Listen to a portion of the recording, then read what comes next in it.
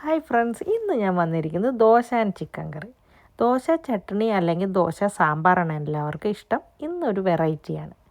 എനിക്കിന്ന് off day ആയിരുന്നു. ഒത്തിരി ലേറ്റായാണ് ഞാൻ എഴുന്നേറ്റത്. കുക്ക് ചെയ്യാനുള്ളൊരു മടി കൊണ്ട് തലേ ദിവസം അരച്ചു വെച്ച മാവും രാത്രി വെച്ച ചിക്കൻ കറിയും ഉണ്ട്. അതിനായിട്ട് ദോശപ്പാൻ അടുപ്പത്ത് വയ്ക്കുന്നു. ദോശപ്പാൻ നന്നായി ചൂടായി വരുമ്പോൾ ഒരു കയ്യിൽ മാവ് ഒഴിച്ച് ചെറുതായിട്ട് ചുറ്റിച്ചെടുക്കുന്നു. എനിക്ക് ഒത്തിരി തിൻ ദോശ അല്ലെങ്കിൽ ഒത്തിരി വലുതാക്കി പരത്തിയ ദോശയോട് അത്ര ഇഷ്ടമില്ല.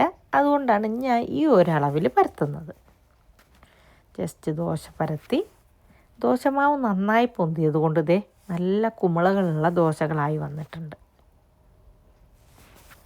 ഇനി ഈ ദോശ ഒന്നുകൂടെ ക്രിസ്പാവാൻ അല്ലെങ്കിൽ ഒന്നുകൂടി ടേസ്റ്റായി കിട്ടാൻ വേണ്ടി നമ്മൾ അതിലേക്കൊരു തുള്ളി നെയ്യോ എണ്ണയോ തൂവുന്നു.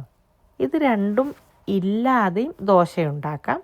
പക്ഷെ ഞാൻ എപ്പോഴും സജസ്റ്റ് ചെയ്യുന്നത് ഒരു ഇച്ചിരി നെയ്യ് ഒന്ന് തൂവി കൊടുക്കാനാണ്. ഈ ദോശയുടെ ഈ ഭാഗം ഏകദേശം വെന്ത് വന്നിട്ടുണ്ട്. ഇനി നമുക്ക് ഈ ദോശയെ ചെറുതായി ഒന്ന് മറിച്ചിടാനായിട്ട് ദോശത്തവി കൊണ്ട് ജസ്റ്റ് ഒന്ന് മറിച്ചിടാൻ ശ്രമിക്കുകയാണ്.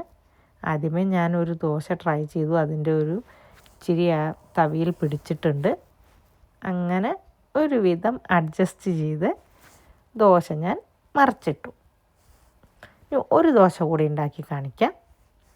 ദോശപ്പാൻ ചൂടായി അതിലേക്ക് ഒരു കയ്യിൽ മാവ് ഒഴിക്കുന്നു. ചെറുതായി ഒന്ന് ചുറ്റിച്ചെടുക്കുന്നു.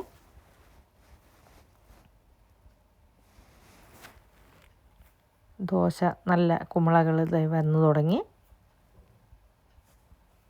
ഇനി അതിലേക്ക് നമ്മൾ ഒരു ഇച്ചിരി ടേസ്റ്റ് കൂടാൻ നെയ്യ് തൂവുന്നു. നെയ്യ് തൂവി വന്നു. ഇനി പതിയെ ദോശയെ നമ്മൾ മറിച്ചിടണം. അതിനായിട്ട് മറിച്ചിടുന്നു ഞാൻ. അത് വലിയ കുഴപ്പമില്ലാണ്ട് പെട്ടെന്ന് തന്നെ മറിഞ്ഞ് കിട്ടി കേട്ടോ. അങ്ങനെ 2 ദോശ ഞാൻ ഉണ്ടാക്കി കഴിഞ്ഞു. എനിക്ക് അത്രയും വേണ്ടൂ. ഇനി തലേ ദിവസം ഉണ്ടാക്കി വെച്ച ചിക്കൻ കറി കൊണ്ട് കാണിക്കാം. ദോശയും ചിക്കൻ കറിയും റെഡി ആയിട്ടുണ്ട്. നല്ല ആവി പറക്കുന്ന ദോശയും ആൻഡ് ചിക്കൻ കറിയാണ്. നിങ്ങളും കഴിച്ചു നോക്കൂ. ഈ ഒരു കോമ്പിനേഷൻ നല്ല ടേസ്റ്റാണ്. എനിക്കിഷ്ടപ്പെട്ടു. തീർച്ചയായും നിങ്ങൾക്കും ഇഷ്ടപ്പെടും. അപ്പോൾ അടുത്തൊരു വീഡിയോയുമായി കാണാം. Okay, by.